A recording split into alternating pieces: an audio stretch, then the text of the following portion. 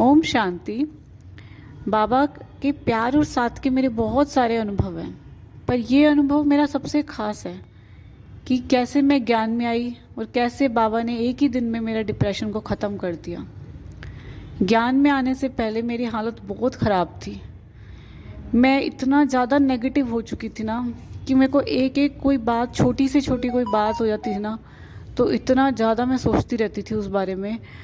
पता नहीं महीनों महीने निकल जाते थे। पर लेकिन धीरे धीरे हालत इतनी ख़राब हो गई कि मैं डिप्रेशन में चली गई, और इतना ज़्यादा डिप्रेशन हो गया कि मुझे पूरा दिन पूरी रात नींद नहीं आती थी, और दिमाग में तो नेगेटिव विचार चलते रहते थे सारा दिन। अगर कभी नींद आ भी गई तो आधा या 1 घंटे की नींद होती। शरीर में इतनी बेचैनी, घबराहट रहती थी ना, बस ज़िंदगी जीना बहुत मुश्किल लग रहा था अब तो मुझे। हमने इलाज भी बहुत करवाए, जिसने जो पूजा बोली वो पूजा भी करवाई, जो पाठ बोला वो पाठ करवाया, जिसने कोई दान पुण्य बोला वो दान पुण्य भी करा। उससे 1-2 दिन तो मुझे आराम लगता था, मेरी हालत पर बाद में फिर से वैसी की वैसी हो जाती थी। फिर मैंने योगा ज्वाइन किया। मैंने सोचा शायद योगा से हालत में थोड़ा बहुत सुधार आ जाए, तो मैं योगा करने जाती थी। शरीर में इतनी ताकत नहीं थी कि मैं योगा कर सकूं, क्योंकि डिप्रेशन की वजह से भूख लगनी बंद हो गई थी, बॉडी में कमज़ोरी आनी शुरू हो गई थी। तो योगा करती तो थी, पर लेकिन अंदर से इच्छा नहीं होती थी, क्योंकि बॉडी बहुत ज़्यादा वीक महसूस होती थी मुझे। फिर एक दिन योगा करते करते मुझे चक्कर आ गए और मैं नीचे योगा मैट पे बैठ गई। तो मेरे साथ में एक लेडी और थी, वो भी कर रही थी योगा। तो उन्होंने मुझसे पूछा क्या हुआ आपको, तो मैं बोली मुझसे हो नहीं रहा, मेरे को चक्कर आ रहे हैं। तो बोली अच्छा कोई नहीं, आप बैठ जाओ। फिर बस हम आपस में ऐसे बात करने लगे, तो एकदम मेडिटेशन की बात आ गई कि भाई वो वैसे हम बात कर रहे थे, तो वो कहती मेडिटेशन से भी है ना डिप्रेशन दूर हो जाता है। तो फिर मैं बोली हाँ चलो मैं मेडिटेशन भी कर लूँगी, पर कहाँ करूँ।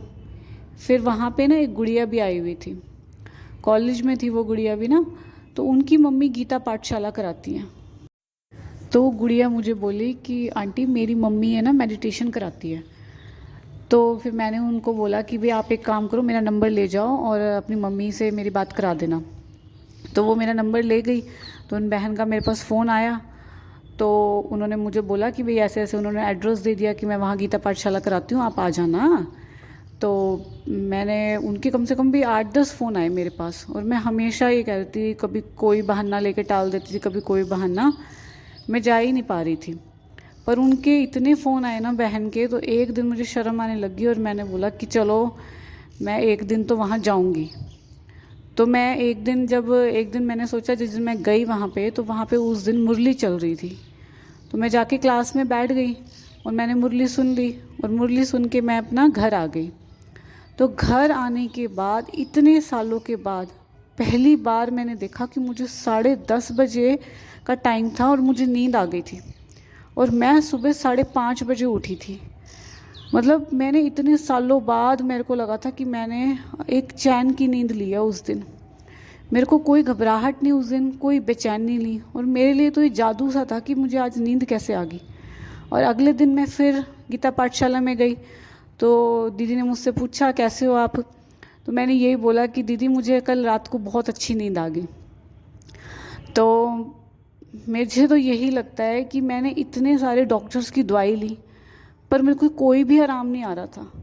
पर यहाँ ये आते ही फर्स्ट डे ही मुझे बहुत अच्छी नींद आ गई, और उस दिन मुझे एहसास हुआ कि इस संसार में कोई भी ऐसा मनुष्य नहीं है जो तुम्हें एक दिन में ठीक कर दे। ये सिर्फ भगवान की ही शक्ति है, जो तुम्हारे इतने सालों की प्रॉब्लम भगवान ने एक दिन में ठीक कर दी। मुझे 2-2.5 साल हो गए थे इस डिप्रेशन में, पर बाबा ने एक ही दिन में मेरी इस प्रॉब्लम को सॉल्व कर दिया। और आज मुझे 2 साल हो गए हैं ज्ञान में, और ये प्रॉब्लम मुझे अब दोबारा फिर कभी नहीं आई। अगर आपके भी बाबा का प्यार का और साथ का कोई प्यारा सा अनुभव हो, तो हमें ज़रूर शेयर कीजिएगा। ओम शांति।